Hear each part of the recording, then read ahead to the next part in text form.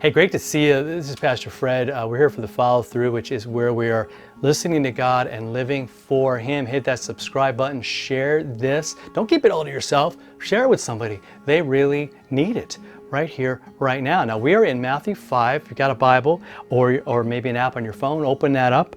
We're in the Beatitudes, part of the Sermon on the Mount. Jesus, preaches this incredible sermon.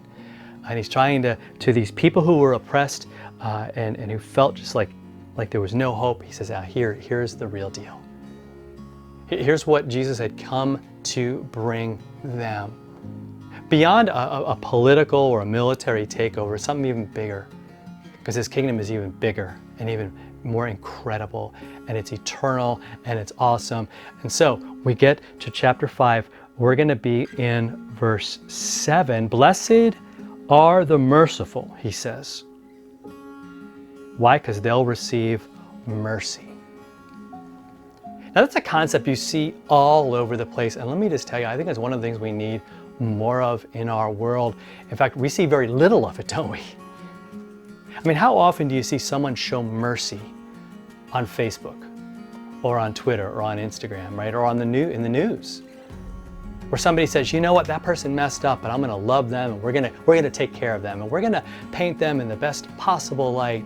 I don't see any stories like that, right? So when the media messes up, boom, we pounce. When somebody else messes up, the media pounces, and it's attack, and it's rebuttal, it's argument, it's hostility, it's rage, it's anger, it's revenge, it's all this stuff, and what's missing is mercy.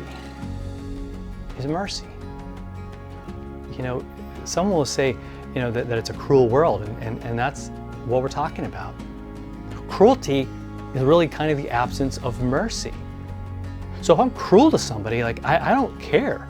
I'm out to get them maximum pain, maximum punishment. Mercy is the opposite, isn't it?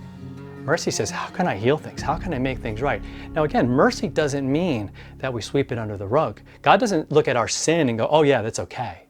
We'll just, we'll work with it. No, he says his son dies for it, pays the price for it.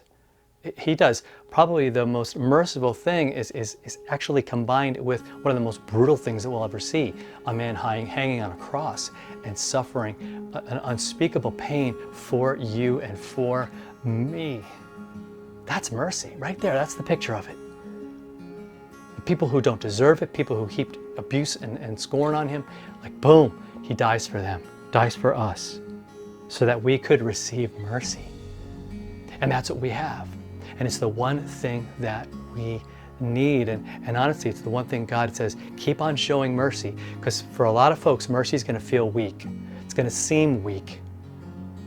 Right? Because you're not supposed to let people do things to you. So you're supposed to make them pay. Jesus is saying, no.